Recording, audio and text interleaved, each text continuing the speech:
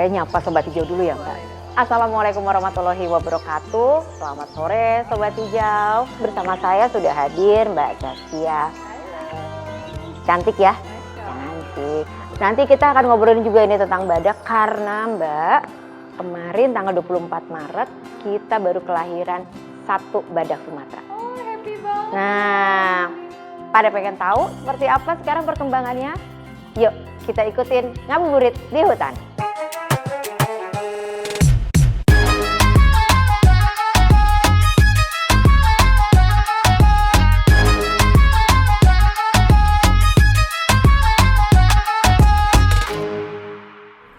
Lucu banget. Yang kemarin tadi aku ceritain Masya bahwa dia udah Allah. melahirkan setelah proses pembuntingannya segala Iya, macam iya, itu iya. rame banget. Ih, pokoknya itu gemes. Iya, gemes banget. Ini kan kayak sebagai orang awam ya, gitu yang mungkin informasinya masih harus banyak menggali nih. Ini ngelihat lucu kayak gini dan katanya populasinya bener-bener tinggal sedikit.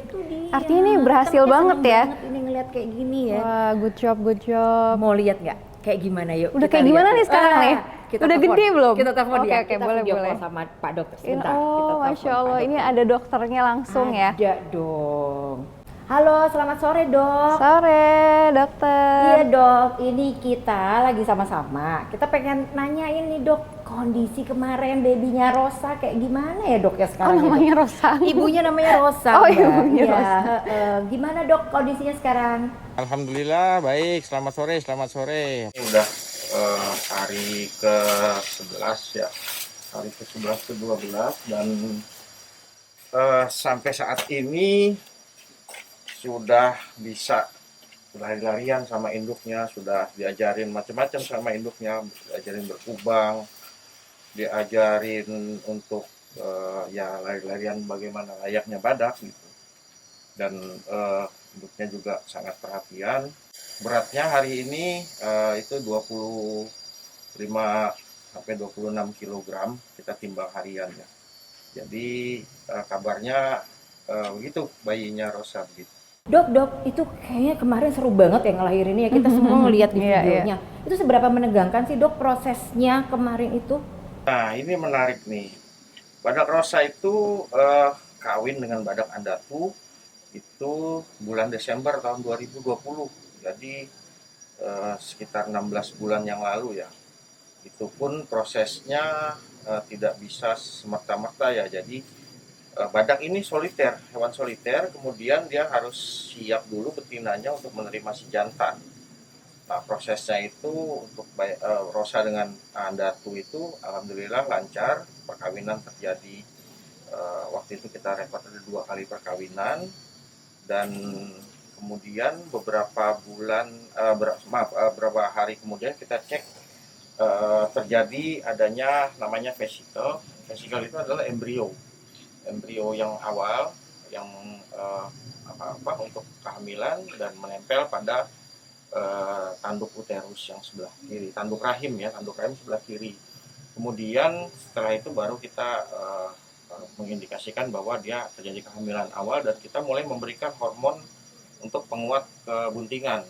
Jadi Rosa ini hamil sekitar 475 di hari 476 lahir. Jadi 4 hari sebelum 16 bulan. Selama 15 bulan kita berikan hormon penguat kebuntingan.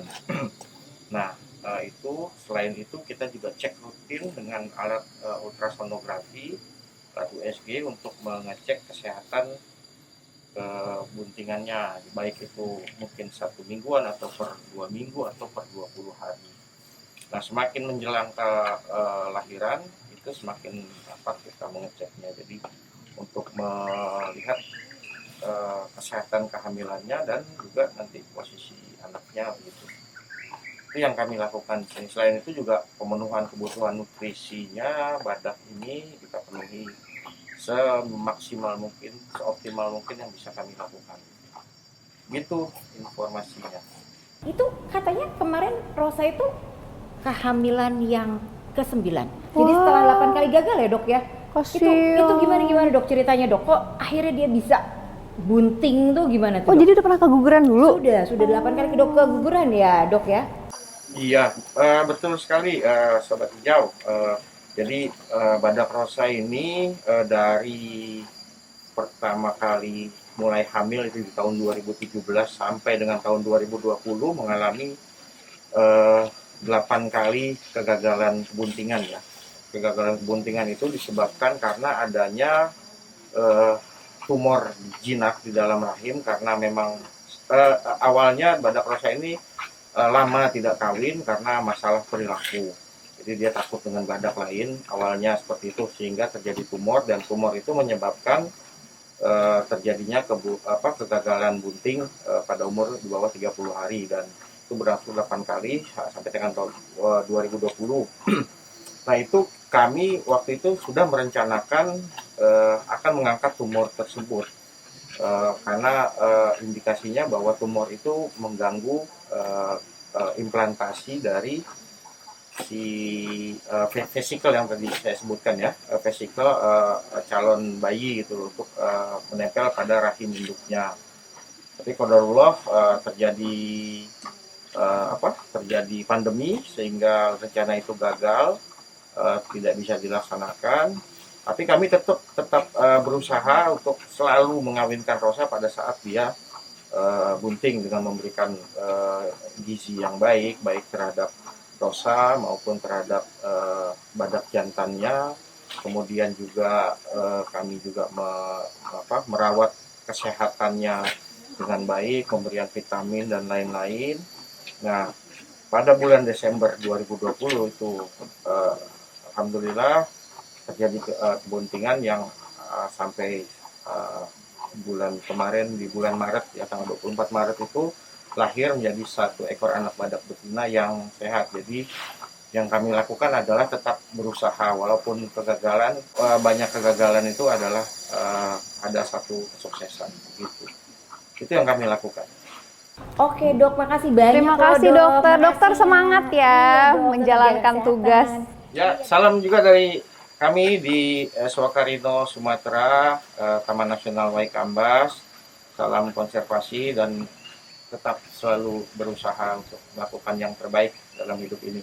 Iya dok, makasih ya dok. Makasih. Oke, sampai ketemu lagi. Dah. Waalaikumsalam. Waalaikumsalam warahmatullahi wabarakatuh. Wah, menarik banget ya. Ini kayak jadi dapat ilmu baru loh datang ke sini. Mudah-mudahan teman-teman yang nonton juga dapat ilmu baru dan kita lebih mengerti lagi. Karena kan selama ini taunya cuman oh iya badak udah mulai Kayaknya punah, besar lalu bagaimana gitu ya. gitu kan. Tapi ternyata anaknya tadi, gemes banget Mbak. Jalan-jalan lagi kita lihat ya.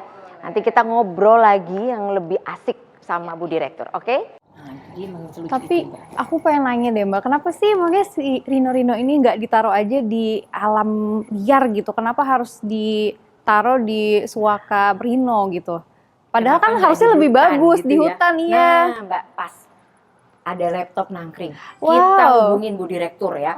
Jadi ini nanti kita telepon yang namanya Bu Direktur Konservasi Keanekaragaman Hayati, namanya Bu Indra. Nanti aku kenalin. Yuk, Oke, ayo, Mbak, boleh, yuk kita boleh. hubungkan ya.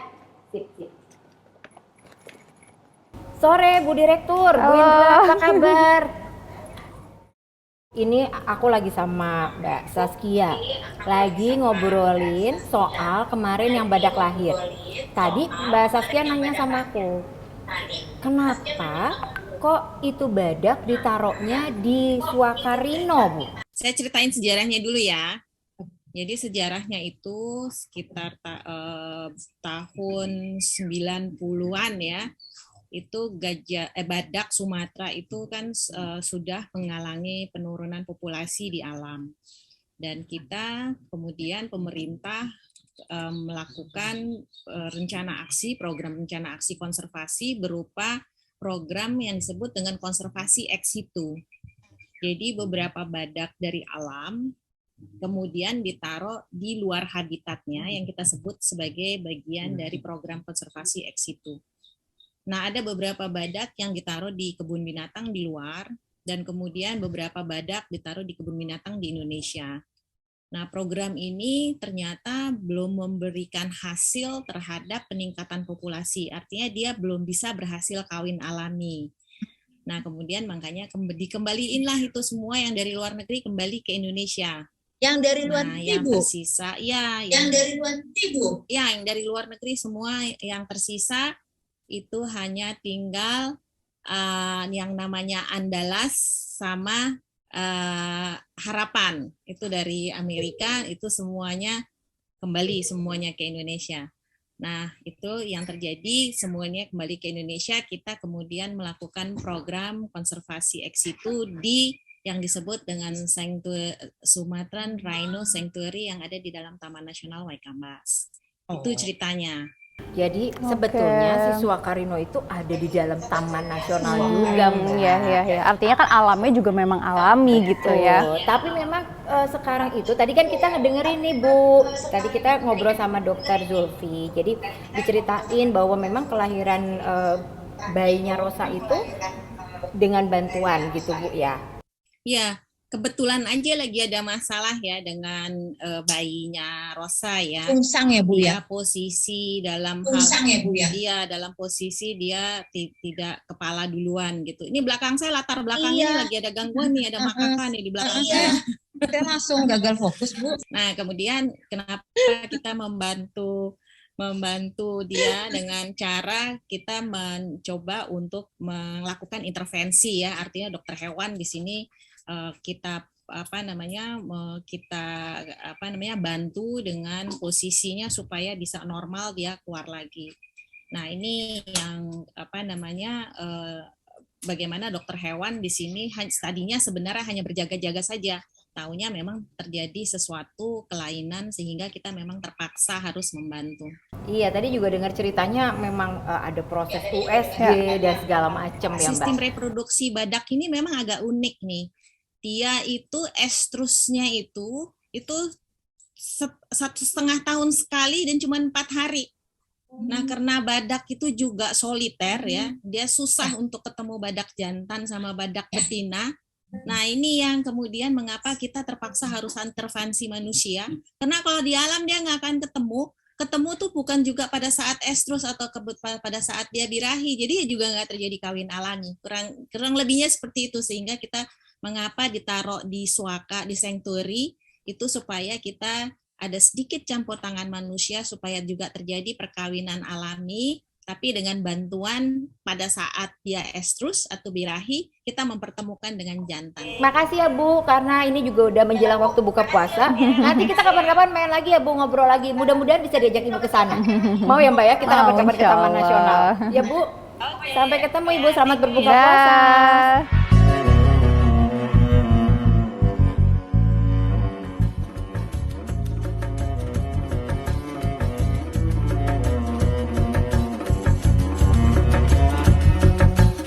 Oke Sobat Hijau, itu tadi kita udah ngobrol kembali tentang kelahiran badak di Sumatera. Jadi kita kayaknya udah cukup puas ya Mbak Kia ya, kita udah ngobrolin langsung dengan Bu Direktur maupun dengan dokter hewannya yang langsung menangani tadi. Baik, ini kayaknya sekarang udah waktunya buka puasa. Artinya saya juga udah harus segera cari pembuka puasa. Mbak Kia juga pastinya sudah harus cari pembuka puasa juga nih Mbak ya. Udah ditungguin kayaknya sama Ukasya. Oke Sobat Hijau, nantikan terus episode-episode berikutnya dengan cerita yang lebih banyak lagi. Dan tetap di Ngabuburit di Hutan. Wassalamualaikum warahmatullahi wabarakatuh.